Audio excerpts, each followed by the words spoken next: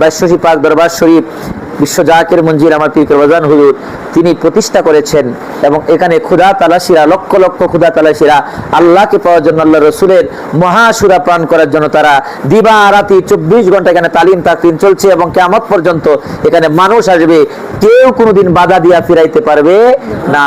যার কারণে পীর কেবলাজান হুজুর জাকের পাটি আমাদেরকে দান করলেন এবং আমাদেরকে সত্য তরিকায় দীক্ষা দিলেন। বললেন যে তোমরা তরিকতের আমল করে ক্ষুধা প্রাপ্তি তত্ত্বজ্ঞান হাসিল করবা, আর জাকের পাটি করে তোমাদের দেশ, সমাজ, রাষ্ট্র এবং তোমাদের পারিবারিক জীবন, সাংসারিক জীবন তোমরা শক্তিশালী করবা। তবেই তোমাদের উপরে কোনো আক্রমণ, তবেই তোমাদের উপরে কোনো আযাব গজব তোমাদেরকে স্পর্শ করতে পারবে না। যার কারণে আমার ভাইয়েরা, আমরা যখন বিপদে পড়ে যাই তখনই দরবার শরীফে আসি।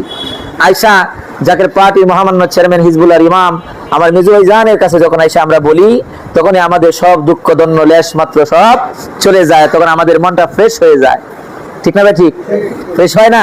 তখন আমাদের দুঃখ দন্য সব চলে যায়। যার কারণে পীর কেবলাজান হুজুর আমাদেরকে তার মহা নিয়ামত দিয়েছেন।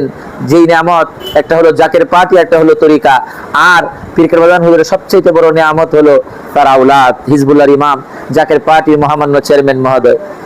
তিনি আমাদেরকে দিক নির্দেশনা দেন, আর তিনার দিক নির্দেশনা অনুযায়ী আমরা পরিচালিত হচ্ছি। অনেকেই তার দিক নির্দেশনার বাহিরে যায় বিপদগামী হয়েছে কি হয়েছে না?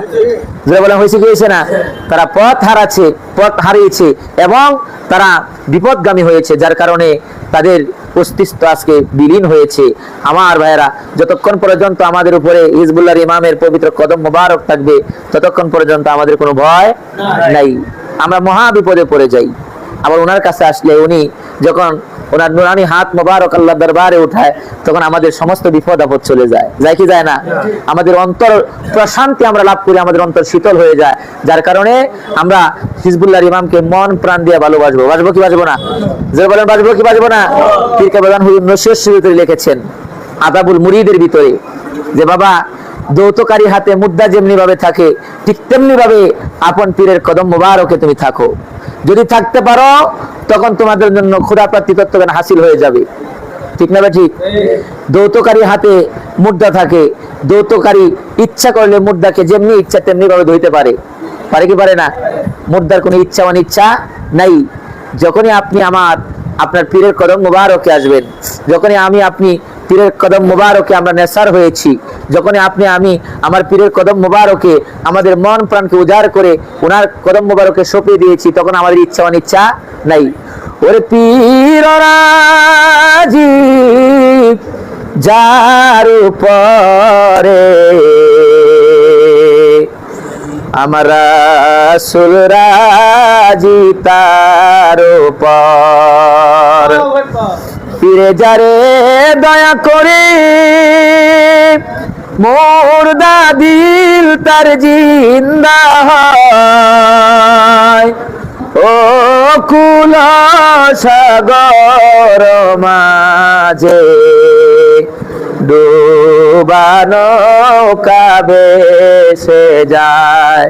সুবহানাল্লাহ। অকুল সাগরের ভিতরে যখন আমরা মহাসমুদ্রের ভিতরে পড়ে যাই, তখন আমার পীর কেবলাজান হুজুর দয়া করে আমাদেরকে তার পবিত্র কদম মোবারকে তুলে নেয়। যার কারণে আমাদের কোনো দুঃখ দন্য লেশ মাত্র কিছু নাই। কেবলাজান হুজুর বলতেন, বাবা তুমি যদি আপন পীরের কদম মোবারক শক্ত করে ধরতে পারো, তখন তোমাদের যত বিপদে আসুক এই বিপদ তোমাদেরকে স্পর্শ করতে পারবে না। আল্লাহ পাক রব্বুল আলামিন আমার পীর কেবলাজান হুজুরের কদম মোবারকে আমাদেরকে কবুল করেন এবং তার কদম মোবারকে আমাদেরকে গোলাম হিসেবে কবুল করেন। সকলে বলেন আমিন।